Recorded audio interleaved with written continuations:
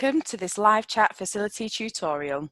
We have had a lot of questions recently about the chat facility and how to use it, so let's get into the video. The chat facility is built with students in mind, with a tool that doesn't need to be parent or teacher led. Each of our pages are linked to the person behind the broadcast, even after it's finished, so you can always ask your questions and get a response about the broadcast. So, let's have a look at how to use the chat facility. To use the chat facility, the first thing to do is to type your comment or question into the chat box.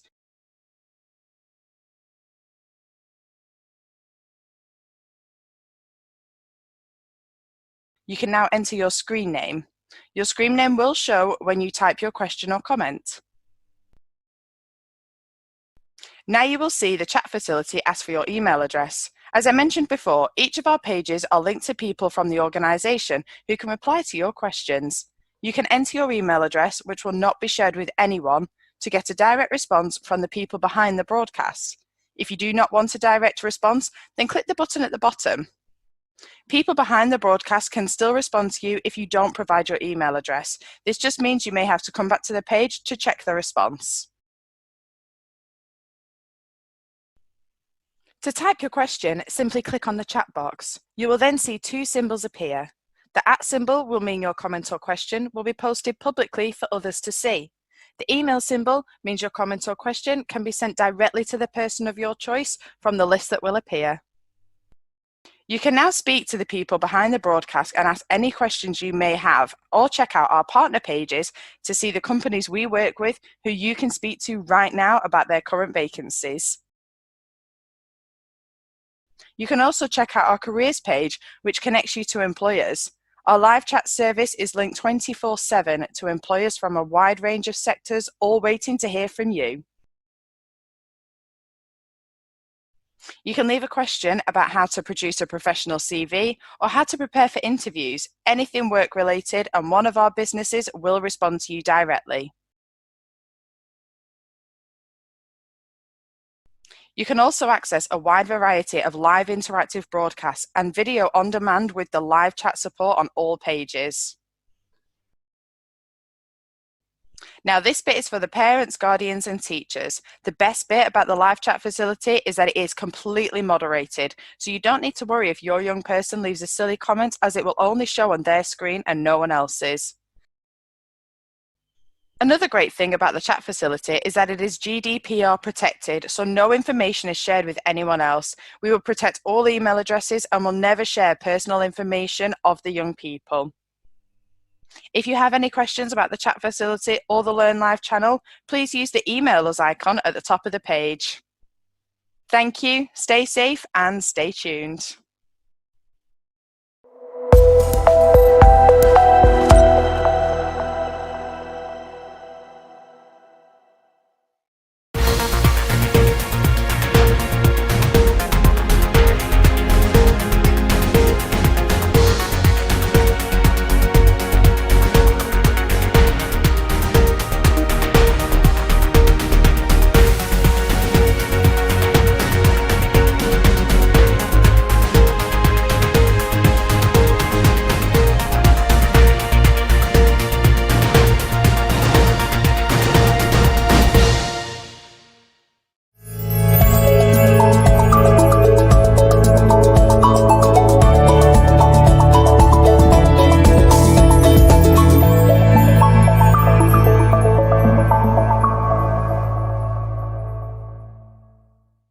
Hello and welcome to the Learn Live channel and to today's Post-18 Options broadcast with Higher Horizons.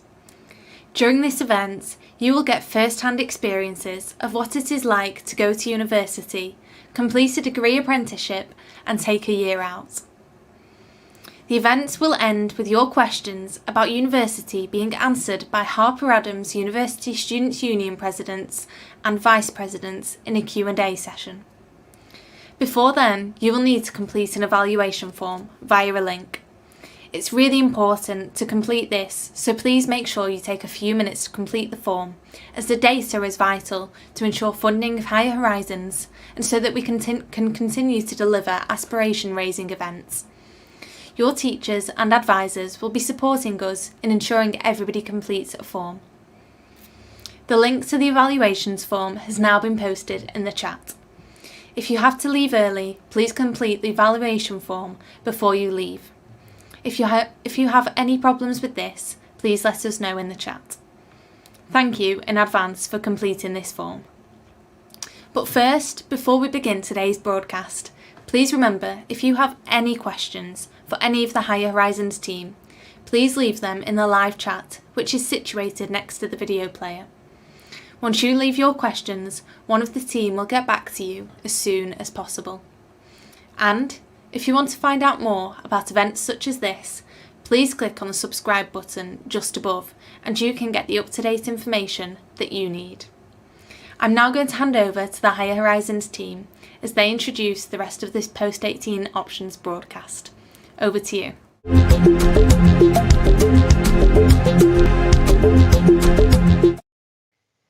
Hi, I'm Lauren.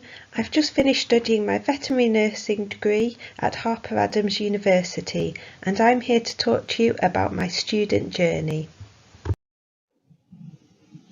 So during my A-levels, I did a lot of voluntary work at veterinary practices, animal shelters and even the donkey sanctuary.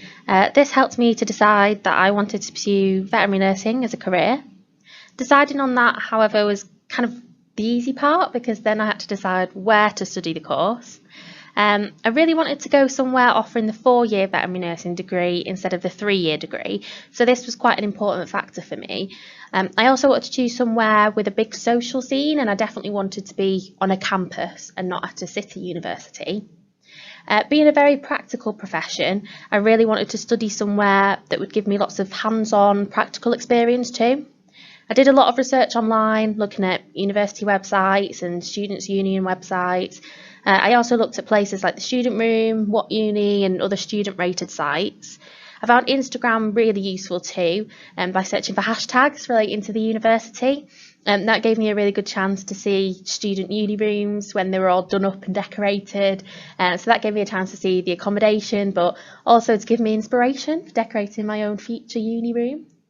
The biggest help of all was definitely seeing the university in person, and I would definitely recommend attending open days if you can. I went on a residential trip to the Royal Veterinary College, otherwise known as the RVC, and I attended the Harper Adams experience. So these trips gave me a mini snapshot into student life and helped me to get a proper feel for the campus. I had such an amazing time at the Harper Adams experience and I got to ask the current students lots of questions, so I ended up deciding that Harper Adams was where I wanted to be. So Harper Adams is a small rural university that started out as an agricultural college. It's in Shropshire and it has an on-site farm and a companion animal house with lots of little critters and kind of mice and hamsters and all sorts. It offers a range of courses from agriculture to engineering and conservation to food technology. Walking around the campus, I just completely fell in love with the scenery and I loved how close-knit it felt. I could feel there was a true sense of community, so that really drew me to Harper Adams. Moving day was so nerve-wracking but so exciting. There were lots of excited people everywhere, and although it was good fun, it was a bit overwhelming. Once my family had gone, I found myself thinking, well, what do I do now? So it's a bit scary, but everyone literally is feeling exactly the same way. I really enjoyed decorating my uni room and making it feel super homely. So you can see in the picture there all my fairy lights and bunting to make it feel all cosy. Having nothing to do wasn't an issue either. The Students' Union arranged lots of events like a comedy night and a dodgeball tournament between all of the halls. We also had a Freshers Challenge where we all dressed up and did an assault course, which you can see in the first 2 pictures there. Safe to say I got pretty mucky during that Freshers Challenge. The Freshers Fair was also a great chance to meet the execs from all the clubs and societies, and I ended up signing up to netball. During the week there was also kind of the classic nights out and lots of opportunities to meet new people, and then the week ended with a Freshers Ball where there was a fairground ride, great music and really great food. Don't get me wrong, there were points during the week where I felt a bit overwhelmed and a little bit lonely, but you soon get over the homesickness, and the best way to do that is just by throwing yourself completely into the activities and speaking to lots of new people. My advice would be to not put too much pressure on yourself to enjoy every activity too. People like different things, and university is all about learning about yourself, trying new things and finding out what you enjoy really. Starting at university is a huge change, and it can take a little while to adapt. The first hurdle is overcoming those initial fears about being in a new place and meeting new people. It didn't take too long for me to settle into university though, and before long, heading to lectures in the day and then going to events and society gatherings in the evening just became normality. I built a good support network around me, which is so important when you're in a new environment. I had friends and family from back home, new friends at university, and brilliant lecturers and university support services. So all of this goes a long way to help you settle in and feel safe and supported. Of course, university is also about learning, both inside and outside the classroom. I learnt new skills on my veterinary nursing course, but also communication skills and the skills that you gain from attending a club or society. University was also a great opportunity for me to embrace my independence and learn how to go it alone to some extent. You never realise how truly terrible you are at cooking and laundry until you have to do it entirely for yourself. And I definitely learned that, as you can see from the picture there. But overall, university helped me to develop and grow as a person. And although at first it threw me outside my comfort zone, it really was a brilliant experience. So, as a veterinary nursing student, my course was very practical and hands-on, and I had a great mix of lectures and tutorials. A normal day can involve being sat around on the floor in a classroom in small groups around a teaching dog, or out on the farm with the sheep and the cows. So I've put together a little example timetable there, just to show you how an average day might have worked out in my first year. Some university courses don't have a lot of contact time, so you might not be in for so many hours, but in veterinary nursing we have so much to learn. So in my first year I was generally in 9 to 5 with some gaps here and there. I had classes focusing on the basics of animal anatomy or the basics of how to do research, as well as very practical classes where we might be in a lab, on the farm, or practicing bandaging and other tasks like that. As part of my course, I also had a placement year. Some people are put off by the thought of a placement year because it might lengthen your degree, but I would definitely recommend a placement year. I worked in a veterinary practice for a year and I gained so much confidence while I was there. It allowed me to really apply what I'd learned at university to a proper practical setting, which I found helped me to understand it much more.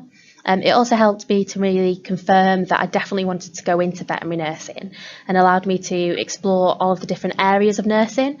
So I started my placement year hating being in theatre, and I came out of placement year deciding that theatre was my favourite and that I wanted to specialise in theatre nursing.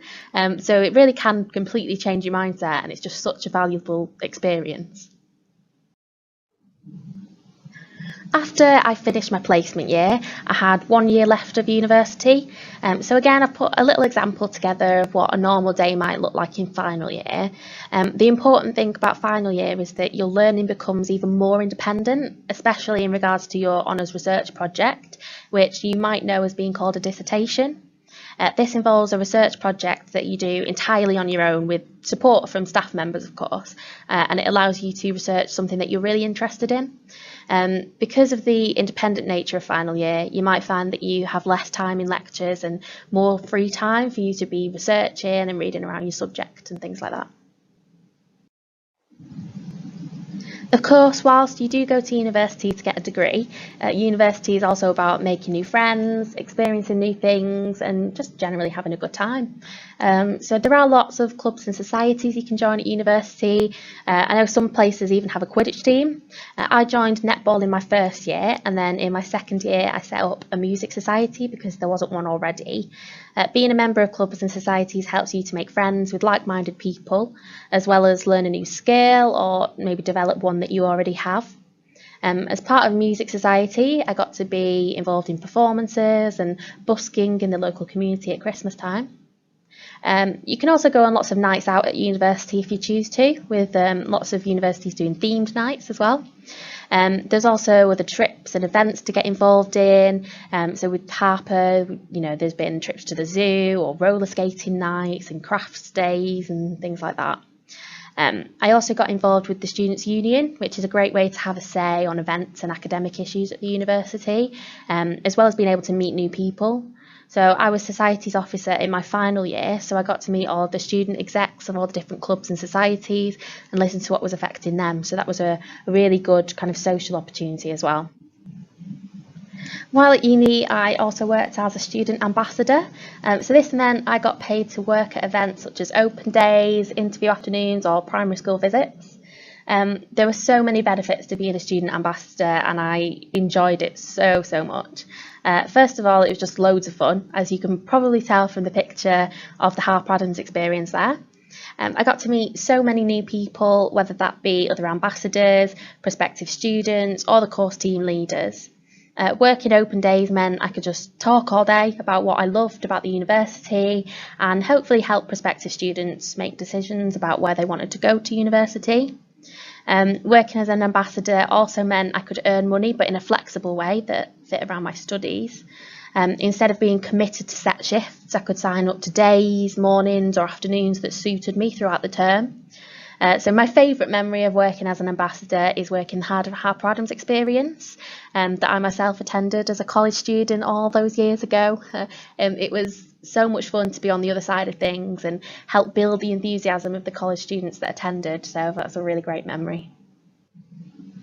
Overall, I can't quite believe how much I've been able to get out of university. Obviously, I've got a degree and I've been able to register as a veterinary nurse, but I've also gained so many new friends and learned lots of new skills. I'm much more independent and I have a lot more confidence since I started uni. Through my placement year and other opportunities, I've gained lots of contacts in the industry that will help me to find jobs in the future. Harper helped me to start volunteering with the Pet Blood Bank UK, which helped me gain further experience, but also helped me to get my foot in the door if I wanted to go down that route in the future. Like I said earlier, I've also completely changed my mindset about what I want to specialise in, and now I want to go into theatre nursing, which I would never have even considered without the experience and opportunities that being at uni has given me. Not only that, but I've now managed to get a job out of being at university because I ran for election to be Vice President of the Students' Union. I won that election and that's now my job for the year, and that's an opportunity that I wouldn't have had if I hadn't been at university. More than anything else, I've gained some absolutely amazing memories, and if I had the chance, I would definitely do it all over again.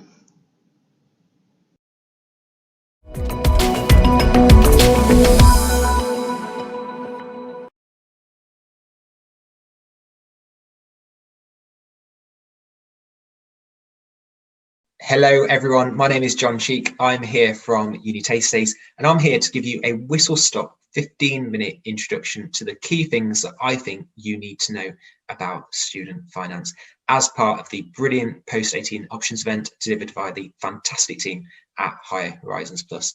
I'm going to start by just sharing my screen. So I mentioned right at the start, my name's John. If you wanted to email me after the session, if you've got any questions at all, my email address is quite simply john@unitastedays.com.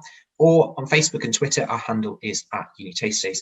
I'm the founder and director of Uni Taste Days, but I've also previously worked at 3 different universities. So I should be pretty well placed to talk to you about university guidance and also student finance.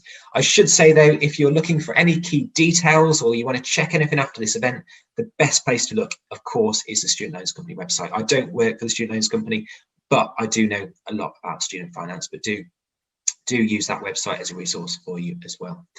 In terms of student finance, though, it's such an important subject, and it's actually a subject that loads of students get confused about, or loads of students perhaps would think they can't afford university because they've heard perhaps university is really expensive. And on the face of it, that might be the case. But what I'm going to ask you to do right at the start is just to leave any assumptions you have about student finance kind of where they are, just for the next 10 minutes or so, and I won't be talking to you for any longer than 15 minutes. Just leave that where it is, and let me tell you what I think should be the key things you need to be thinking about when it comes to student finance. We're going to start with an exercise that actually hasn't got anything to do with student finance in it, but it shows you how assumptions are made. And that's why I'm really keen to challenge your assumptions and to get you leaving your assumptions about student finance where they are just for the next 10 minutes or so. So quick exercise to show how assumptions are made. Paragraph on here, all I want you to do is count the number of F or Freddies are in there. Just count the number of F or Freddies. Now, I bet you're thinking, what's this got to do with student finance? And it hasn't got anything to do with student finance, if I'm honest, but it's just a great way to start this session. It's A, going to check you're really alert, but B, is going to challenge your assumptions right at the start, because there's actually 6 in there. What most people do is they count the F in finished, in files, and in scientific, but miss them in all the OBS. Again, I'm challenging assumptions. I'm getting you to think about student finance. So if you did count 6, good on you. If you counted 3, that's what most people do. And the first time I saw this, I counted 3 as well. So the key things, guys, I want you to know about student finance are as follows. When it comes to university, you get 2 things. You get a tuition fee loan, which will cover your course fees. Now, they can be up to £9,250 a year at present. So if you're watching this and you think, I'm not going to go to university because I can't afford it, bear in mind that if you apply for student finance, you get a loan to cover your course fees, providing they're up to £9,250 a year, which the vast majority of university courses are. The other thing, guys, you get is a maintenance loan for your living costs. Now, that might be covering your rent. It might be covering the cost of going out and having a few drinks. It might be the cost of your broadband. It might be buying loads of textbooks. That would all come under the remit of maintenance loan. But it's really important for you to know you get a loan for your maintenance as well towards your living costs. What often students get confused about, though, is they think that's going to cover all of their living costs. And the reality, I'm afraid, is for most students, it won't cover all of it. It will cover, hopefully, the majority, or in some cases, some of your living costs. And that's because the amount you get actually depends on lots of different aspects of criteria, the main one being your household income. So the maximum amount you're going to get, and I'm afraid I'm going to throw loads of information at you, so please do be scribbling along as I'm talking. The maximum amount you're going to get when it comes to a maintenance loan is on the slide just here. This applies to the students starting in September 2021/22 academic year. So I'm recording this in February 2021. So it's students that are starting in September 2021.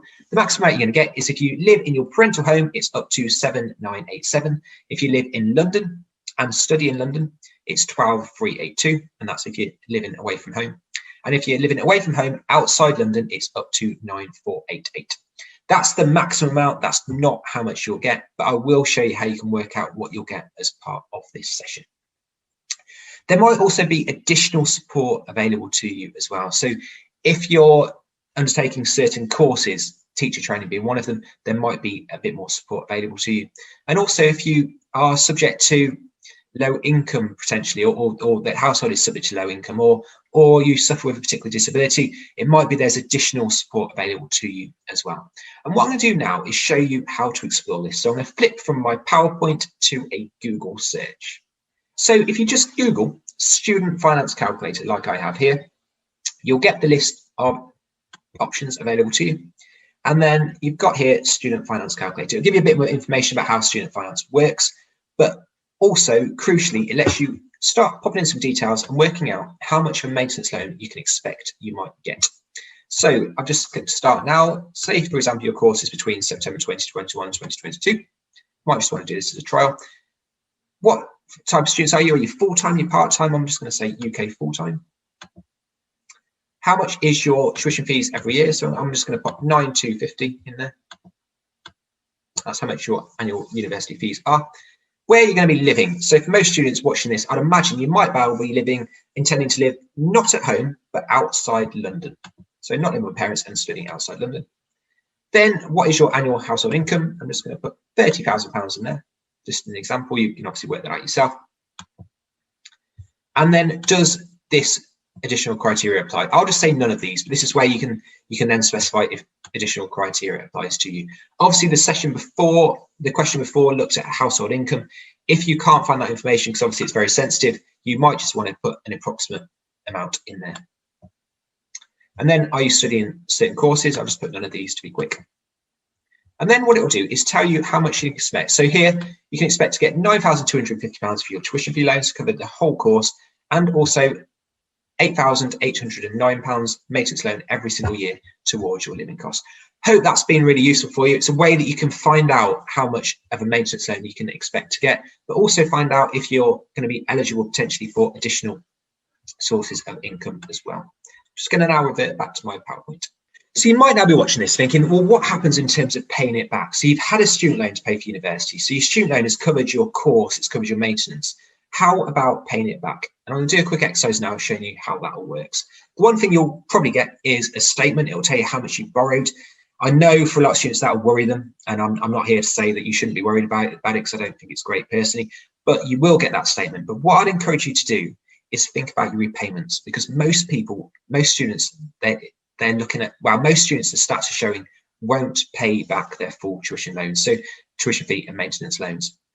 So do take note of the statement because it's really important information you'll get.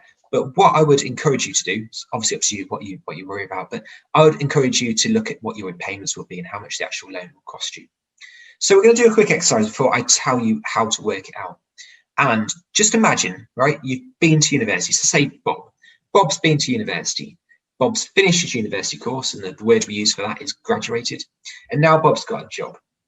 He's paid £29,000 a year, which every month equates to £2,416 a month before his deductions. All I want you to do is, from that £2,416 a month, is work out what you reckon Bob will be paying back for his student loan. So if Bob is paid £2,416 a month before his deductions, how much will his student loan repayment be? Because don't forget, he would have got a student loan to pay for his living costs and also his course when he was at university. And I'll just give you 30 seconds to have a think about that.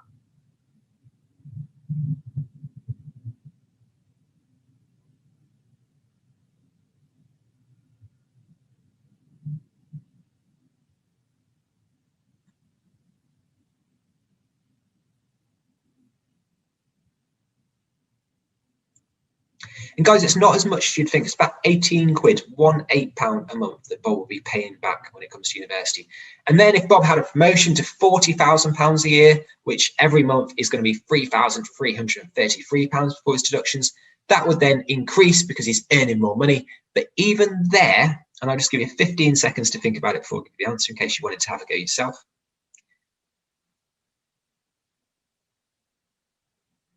But even there, the student loan repayments would only be roughly around £100 a month. But then don't forget, you're going to be earning £3,333 a month. And the reason I'm showing you this is students often think about university being expensive, and it, on the face of it, it is.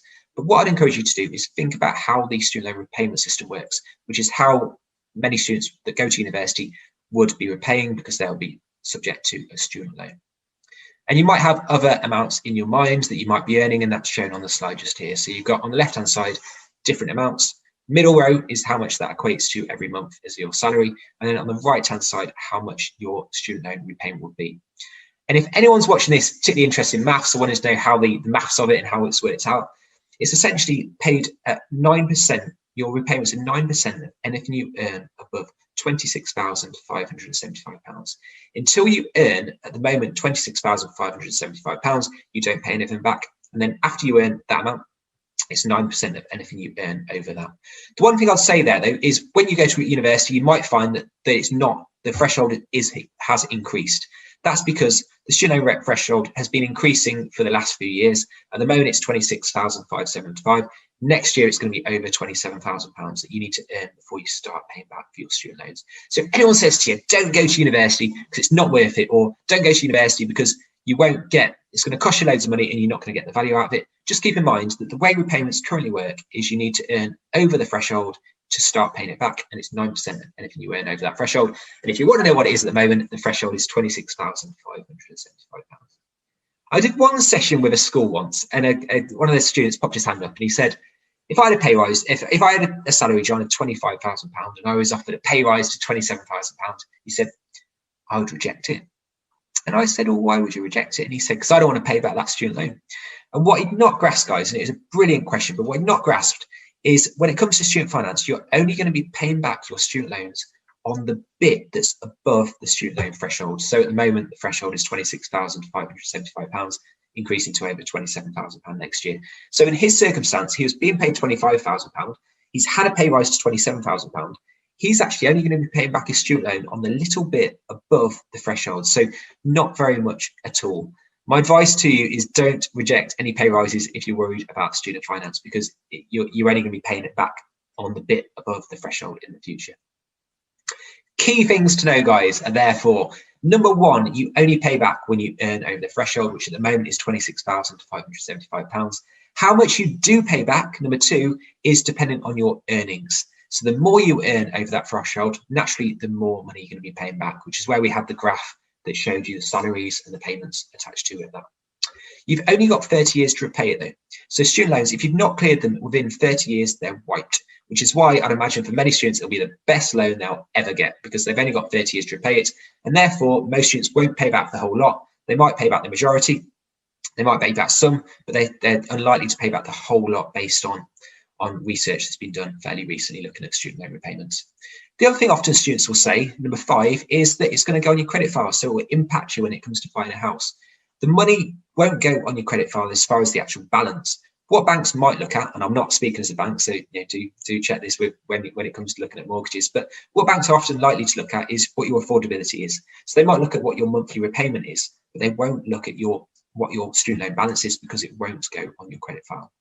The other important thing to note, and a lot of parents and guardians will ask this, is about interest. Now, interest is added, but most won't pay it. And the reason most won't pay it is it's not a separate payment that's added.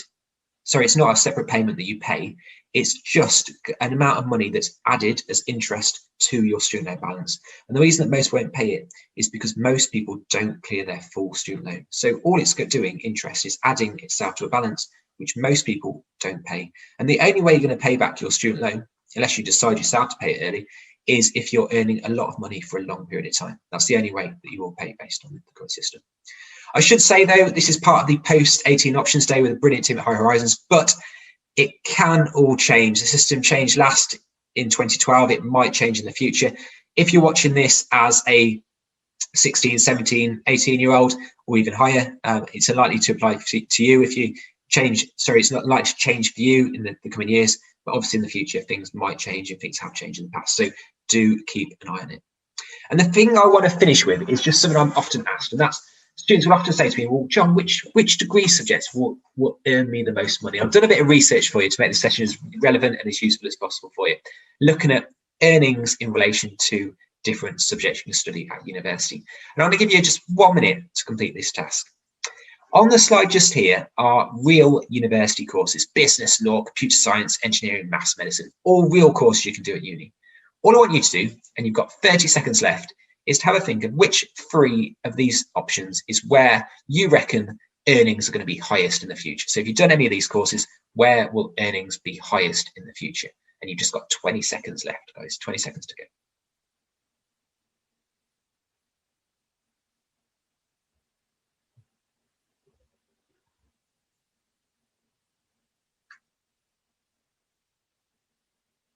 And the actual answer, guys, is from the bottom upwards. Medicine, highest; maths, second highest; engineering, third highest; computer science, fourth highest; law, business, etc. It's going from the bottom upwards.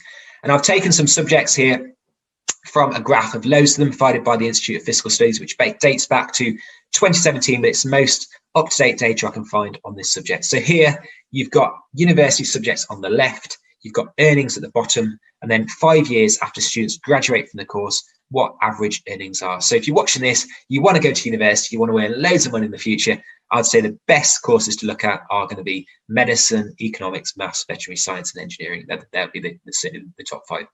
I hope you have found this whistle-stop tour to student finance really, really useful. I've been John Cheek, working with a brilliant team at High Horizons Plus as part of your post-18 options day.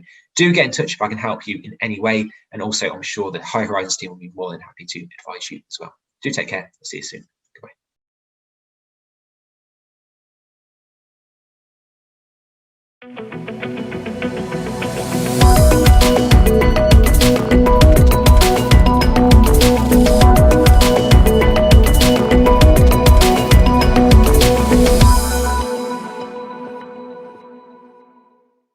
Hi Chris, thanks for meeting with me today. How are you?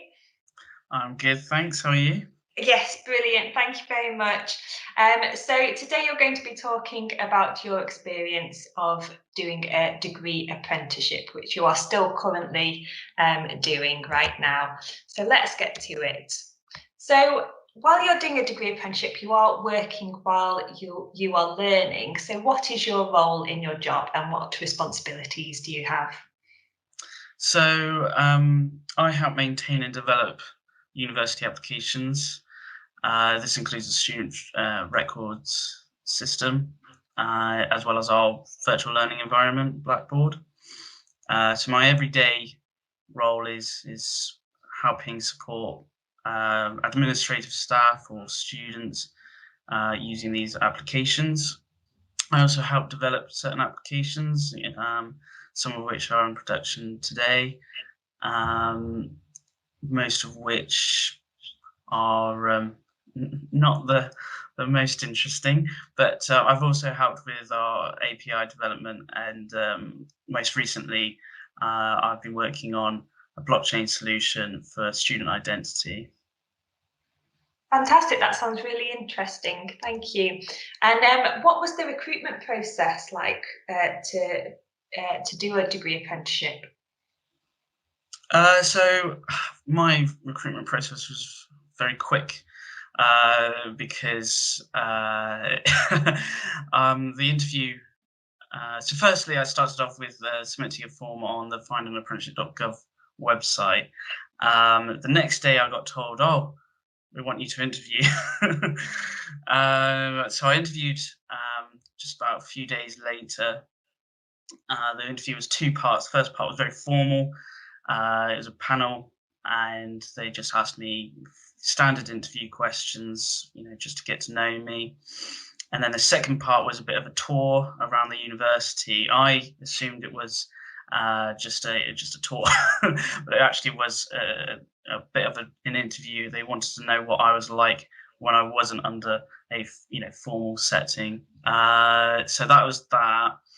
And then about less than a month later, I ended up having to move all the way to Stoke because I got the job.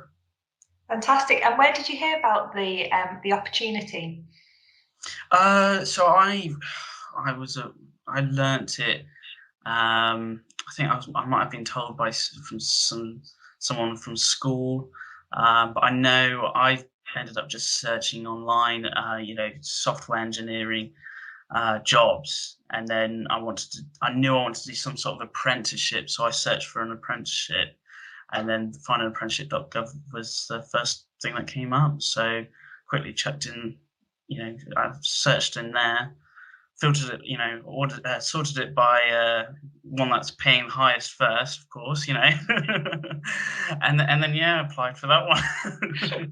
Good thinking. Okay, so what are the advantages of doing a degree apprenticeship? Oh, there's so many advantages that you can see in the presentation. There's a few listed, but I find for me that it's the opportunity to get work experience. You don't get that in more traditional routes.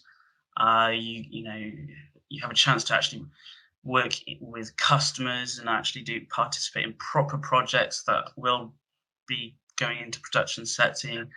And while doing this, you're getting paid.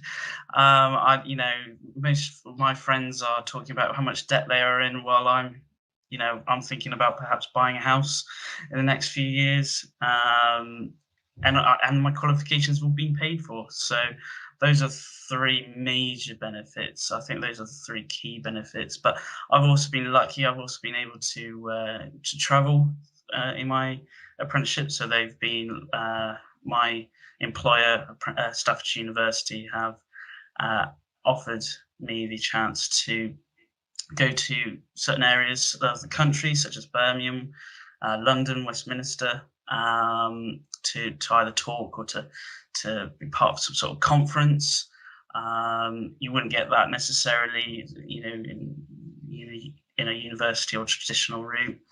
And I think the main advantage for me personally is the independence you get from being an apprentice. I'm no longer requiring, money from parents. I'm I'm paying my own bills, paying for my own food, my own accommodation.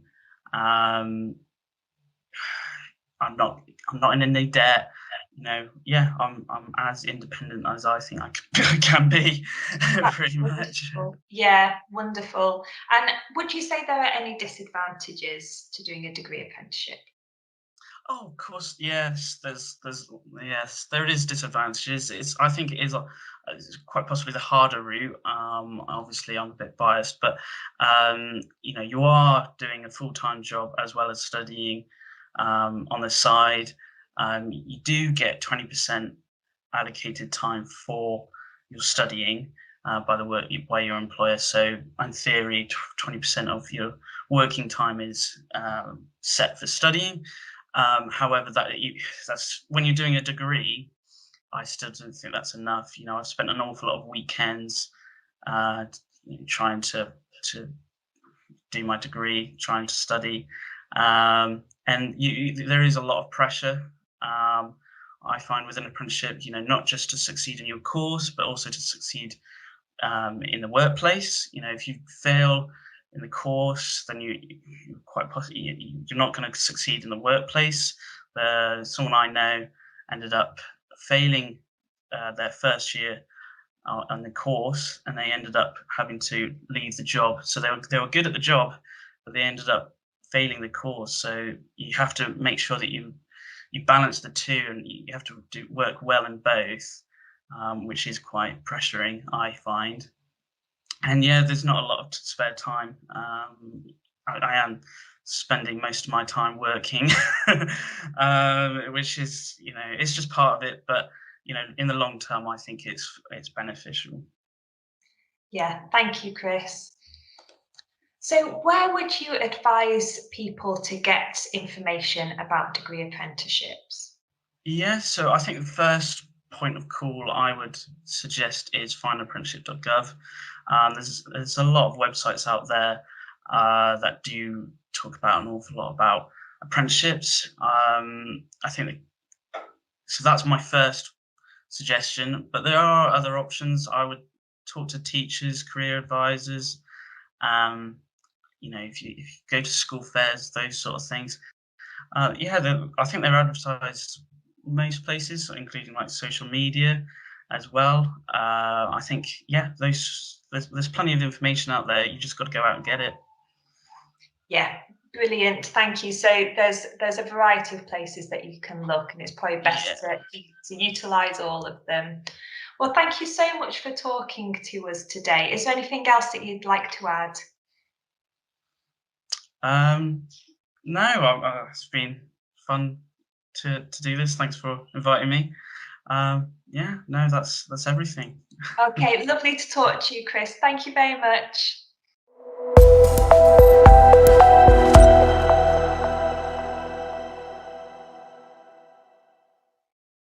Hello, it's Jess again from Higher Horizons.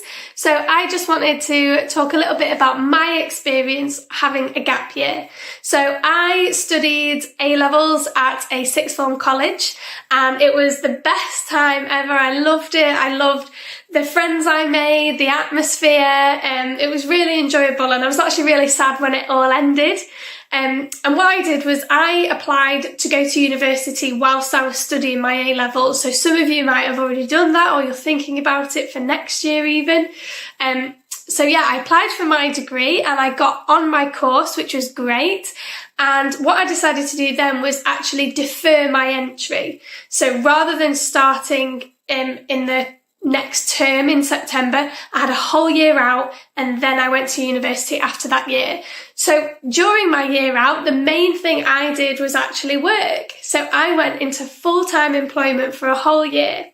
So originally I was hired by a fashion retailer to work as a Christmas temp. So I'd had a few months continuing my part-time job as a waitress whilst I was at college, worked through until about September. And then when everybody else went off to university, most of my friends, that's what they did. I actually went to work for a fashion retailer for the Christmas period. So after the Christmas period, they decided that they wanted to keep me on full time, which was great. I really enjoyed the job. and I ended up being employed as somebody to co-run one of the departments as well. So clearly made a little bit of a good impression over the Christmas holidays. So things that I had to do during this year in the world of work, I had to get up very, very early for deliveries. I discovered what a commute meant, which was driving to my place of work. So I would be up at 6 a.m, I would commute, get there for 7 for deliveries, set up the department, all ready for when the shop opened. As one of the co-heads of that department, I had to take on customer queries or even complaints at times. You learn how to deal with that with communication. You learn your leadership skills, teamwork skills. So much of it came out of this job that I have carried through my whole career. So yeah, it was really helpful. I really enjoyed the job as well. I think that's quite important. So yeah, I gained loads and loads of experience from this, and actually it really grew my confidence levels as well. So when I did go to university a year later, I was only a year older than most of the people there, but I felt really confident. I'd already lived quite an independent life for that year previous. I'd, as I mentioned before, had to get myself up nice and early, commute to a job. I'd earned my own money as well, which gave me real independence, and I took ownership of my life, which was a great feeling. And then I got to university, and it was scary, but it was really exciting, and I felt very confident in what I was doing. When I first finished my A-levels, I didn't feel like that person at all, and I probably wasn't really ready to go to university at that stage. If I'd have gone, I'm sure I would have been fine. But for me personally, I'm really glad I took that year out just to take my own time to work things out. So I also spent that year out visiting friends at university, which just reinforced my feelings of wanting to go anyway. So it was really nice to visit friends and see them all where they're studying, and then get excited about my own course as well. So come September, I was really, really excited to go. So yeah, hopefully that has given you a little bit of insight into what it's like to take a year out in terms of working. So just to summarise up again, guys, I wasn't quite ready for studying anymore. I've, done my A-levels. I was pretty exhausted from all that. I wanted to study, but I just wasn't in the right headspace. I worked, I gained so many skills that are great for any CV. I even mentioned the sort of skills I learned all those years ago in jobs now. And by the time September came round the year later, I was really, really ready to go. So if that helps you in any way, guys, hopefully it has. So yeah, that's my story of a gap year and working. Hi everyone, my name is Lizzie. I'm a Higher Horizons officer, and we're going to be taking a quick look at how to go about having a gap year and deferring your UCAS application. So what is a gap year? A gap year is a year out of education taken after college or sixth form and before going on to the next steps of education. So you need to consider whether this is the right decision for you. So if you are considering a gap year, I want you to consider the following. Do you have a plan of what to do in your gap year? Will you find it harder to return to studying after your gap year? And can you get advice from your teachers and advisors about how your grades will be decided? So it was perfectly understandable if you are concerned about going on to university in September in this current uncertain times.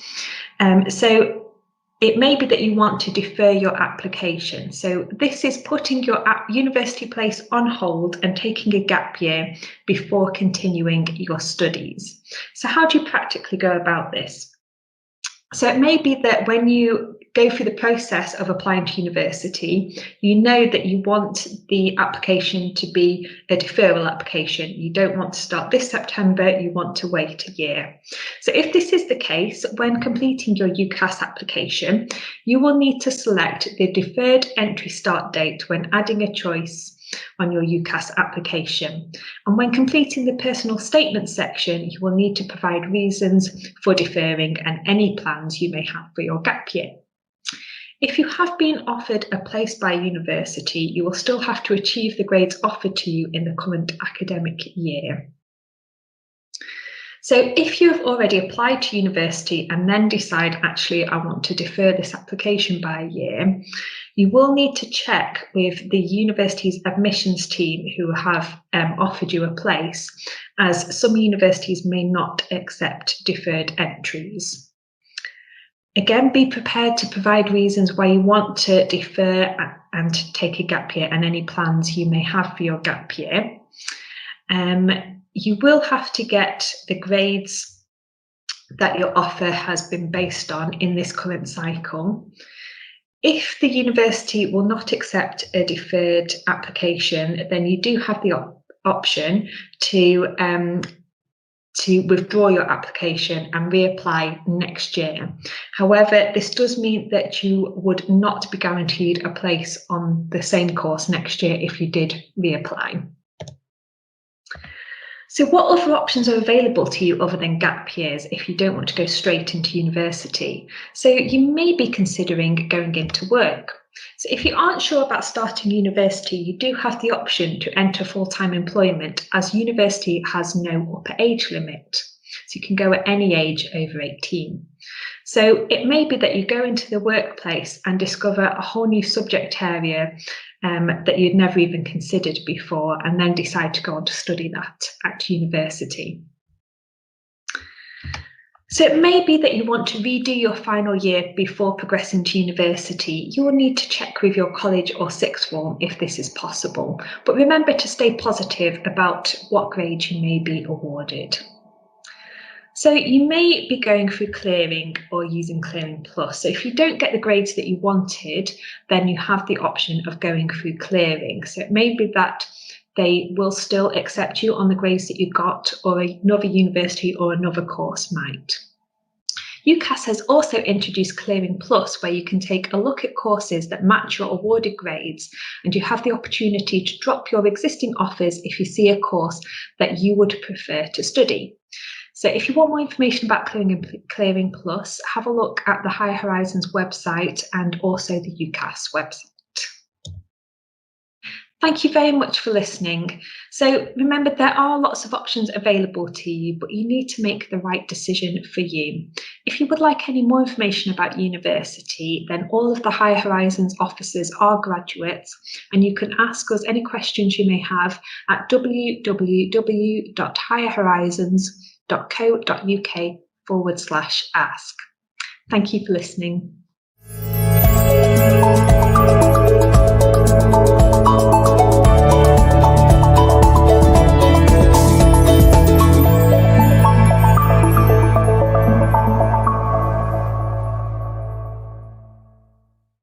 You've been sending us in some of your questions about university life, and your questions are about to be answered by Harper Adams Students' Union President Lauren France and Vice President Thomas Otey, who graduated in 2020.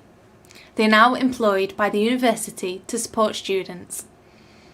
But before we hear from them, we would now like you to take a couple of minutes to complete the evaluation form.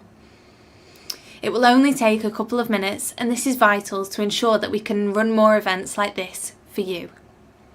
You can complete the evaluation form by clicking the link in the orange box below the live chat. It is also in the General tab below the video player. Teachers and advisors will be informed of which participants have and haven't completed the evaluation form, so thank you in advance for taking the time to do this for us. Next up, we'll be hearing from Lauren and Thomas as they answer your questions. Over to you.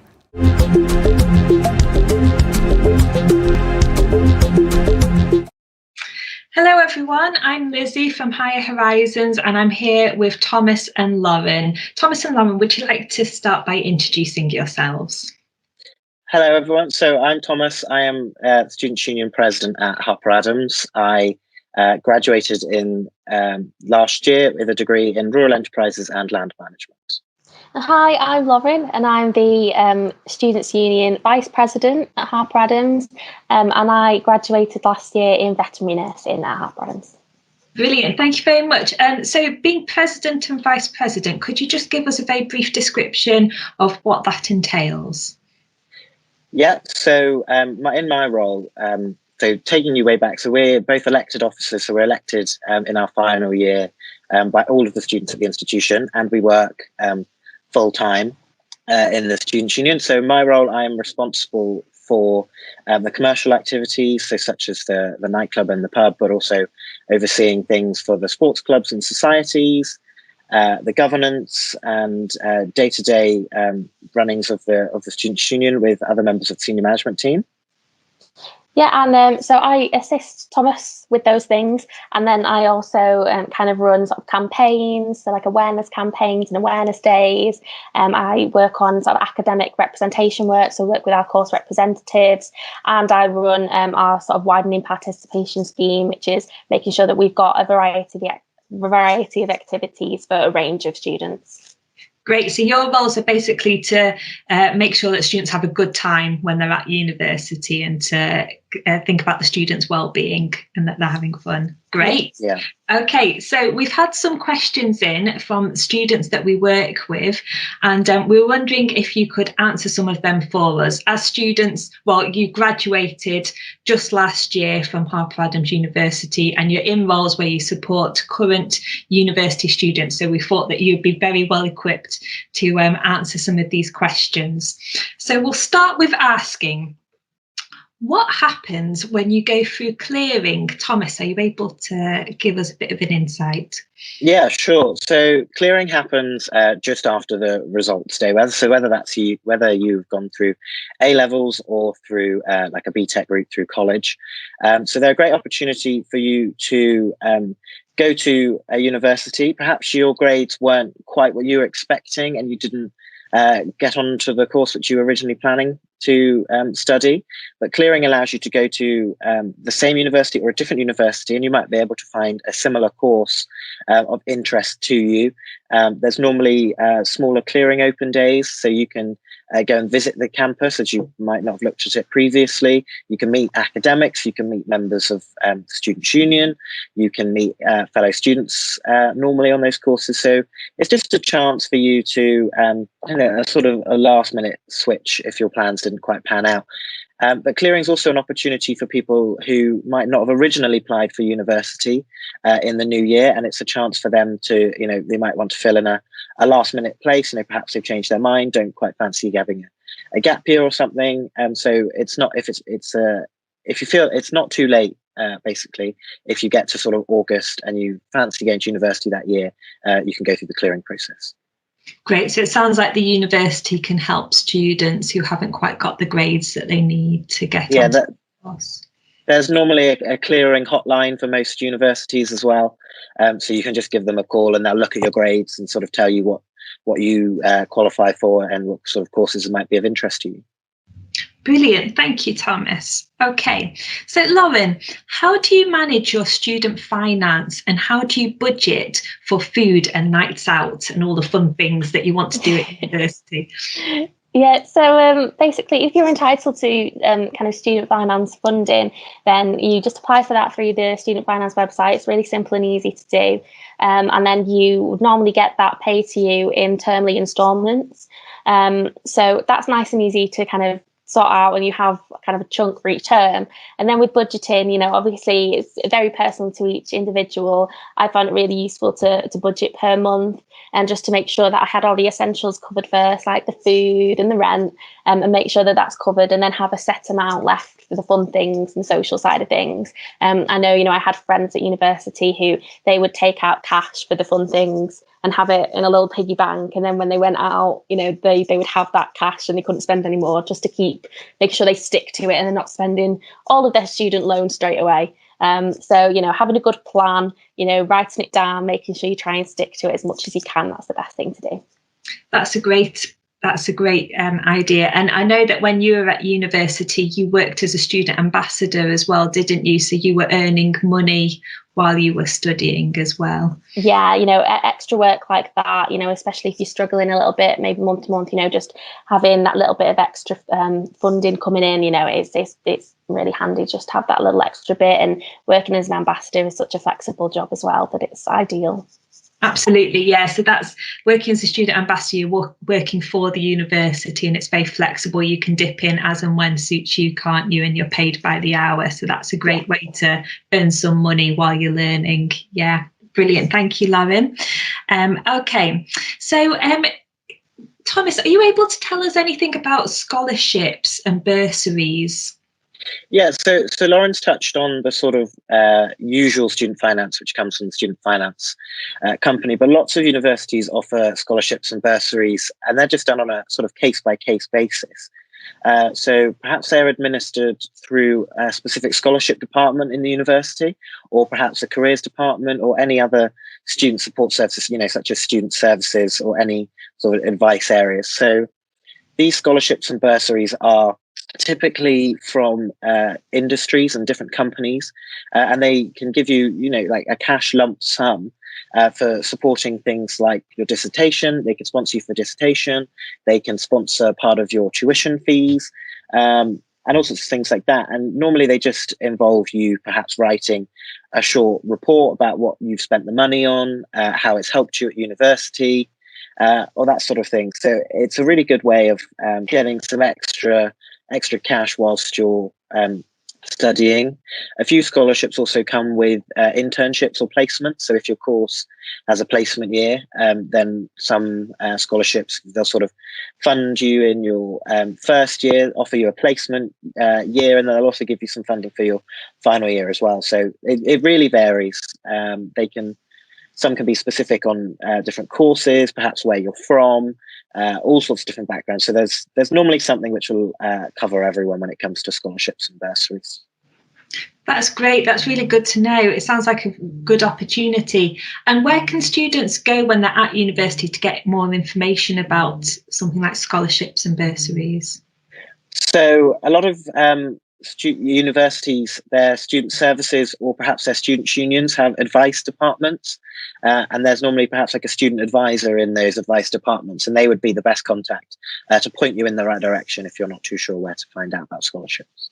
Okay, great. Thank you very much. So what do you do in your free time when you're at university? This is a question that we get quite often from students. They're like, well, you're in this place, far away from home. When you're not in your lectures, what is there to do? Yeah, so when you're at university, you're very much treated like an adult and you're independent and you can do what you want to do with your free time. So there's lots of things to do at university. There's clubs and societies that you can join and get involved with. There's activities, there's nights out, there's sort of non-drinking events that you can get involved with. There's events happening for like Halloween and Christmas, and throughout the year, there's just constantly things going on. And as well, you're meeting loads of new people. So, you might go kind of explore your local town with your new housemates. We're in quite a rural area, so you might go for walks or go cycling. You might go on a bus trip to the local town. But there's always plenty of things to be doing. It's such a new environment and new people to meet that, even if it's just going for a meal with the new people that you're meeting, like there's plenty to be doing. And of course there's things that you can just do in your own time just to relax, chill out, whether that be just in your new dorm room watching Netflix. There's plenty of things to be doing, and it's you're independent, you can do what you want with your free time. Absolutely, that sounds really good. So how do you find out about all these things that are going on when you're at university? Yeah, so normally you could have a look at your kind of students union social media pages. So obviously we work in a students union, so that's a department that your university will have that puts on these events. So if you take a look at, they probably have a website or social media pages, you can look at what's being run, buy tickets for events and that sort of thing. There's normally a kind of a student services kind of support team at your university as well, that if you weren't sure, you can ask them as well, how to find out what's going on. Fantastic. Thank you, Lauren. So Lauren's mentioned about societies there. Thomas, are you able to tell us a bit more about societies, what they are and what kind of societies you can join at university? Yeah, so every university is different in the number and type of clubs and societies they offer. So, there's a range of sports clubs normally, so whether that's like rugby, football, netball, and then other universities range into sort of squash and lacrosse. But then with societies, there's everything from sort of Disney societies, music society, LGBTQ+, there's conservation societies. Any sort of common interest group is normally found as a society. So if there's a sort of hobby, or something that you normally do at home, there's most likely a society at a university which you can join, so you can meet like-minded people and carry on with that hobby. But also a lot of universities, student unions will support you in setting up new societies. So if there is something which you want to take part in, but there's not currently a club or society that does that, they can help you with funding to get it running. They can help you with the advertising to find other people who might want to join those societies. So it's quite endless, the list of opportunities which you can get involved with clubs and societies. A lot of clubs and societies run different trips. They take part in different sports leagues. So, it's really something which I recommend getting involved with because it does as well give you a bit of that work-life balance. So you're not constantly studying. You can then go out and make some new friends and try something different as well. That sounds brilliant. So these are like weekly clubs, aren't they, that you can sign up to join, and it doesn't cost very much to join them, does it? They're very cheap to join. Yeah, so there's different fees depending on what they offer. Some of the sports clubs are a bit more expensive because they include sort of coaching and transport for match days.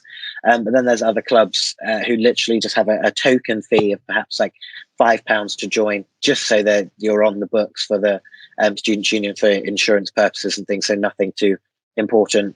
Lots of clubs and societies will have their own Facebook pages and Instagram pages, which are normally all hosted through the student union website, so you can find out how often they're taking part as well, when clubs are taking part in events as well.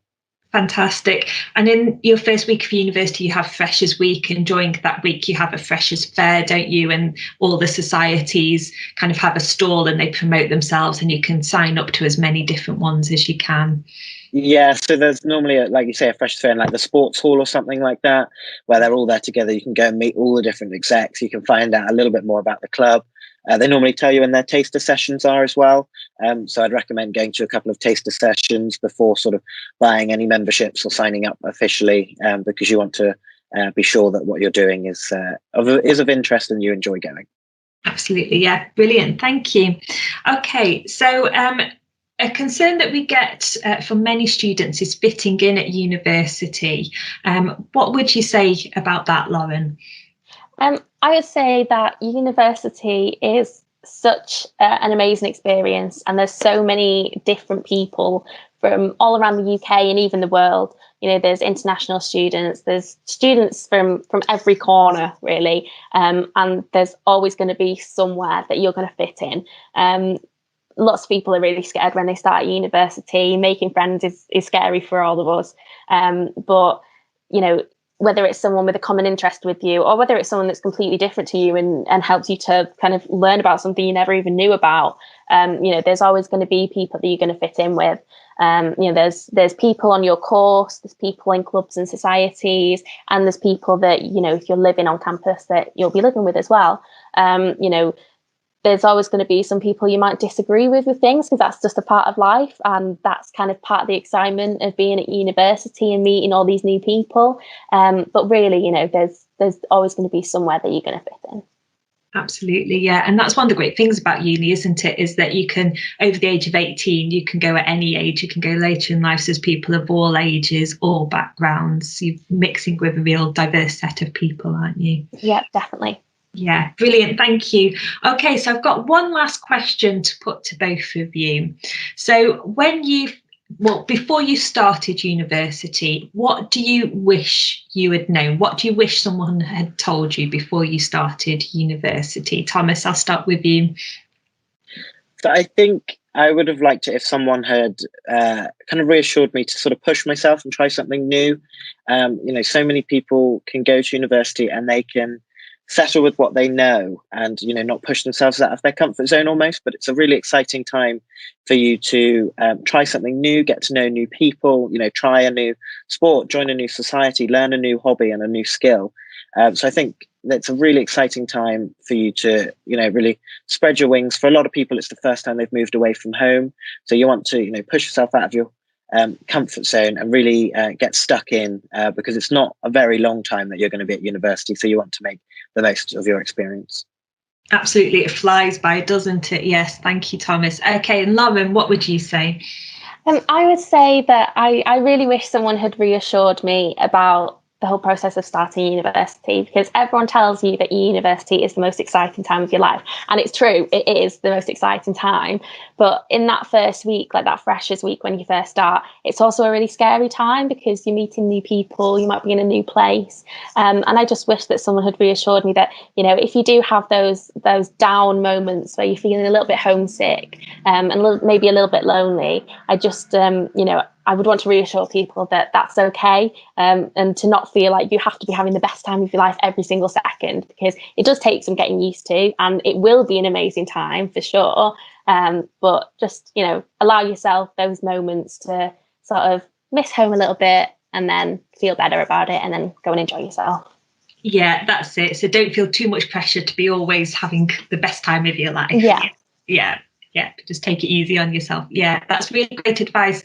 Thank you very much to both of you. I'm sure that will really help to give students an insight into what it's like to be at university. So thank you very much, Thomas and Lauren. Thanks. Thank you.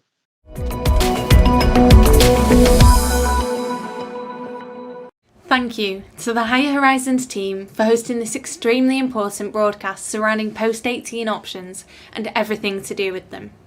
We hope that you've been inspired and have a clearer idea of what your next steps will be. Remember, if you have a question for any of our speakers today, please leave them in the live chat, which is next to the video player. Once that has been sent, the teams will answer your questions as soon as possible. If you've not yet completed the evaluation form, please take a couple of minutes to do so before you leave, as this will really help the Higher Horizons team. And if you also missed any of our speakers or would like to look back on any of our content, please look below the video player where there is the on-demand section. They are available to you, your family and friends 24/7, so please look to your leisure. That's all from us today. Join us tomorrow as we are back with the Environment Agency for their final session in National Careers Week. You won't want to miss it. Stay safe and stay connected.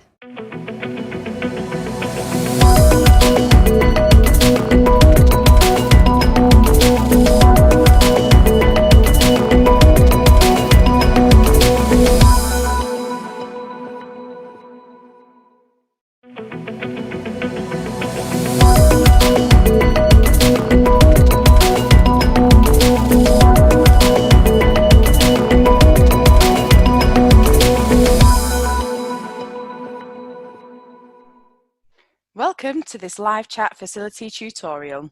We have had a lot of questions recently about the chat facility and how to use it, so let's get into the video. The chat facility is built with students in mind, with a tool that doesn't need to be parent or teacher led. Each of our pages are linked to the person behind the broadcast, even after it's finished, so you can always ask your questions and get a response about the broadcast. So, let's have a look at how to use the chat facility. To use the chat facility, the first thing to do is to type your comment or question into the chat box.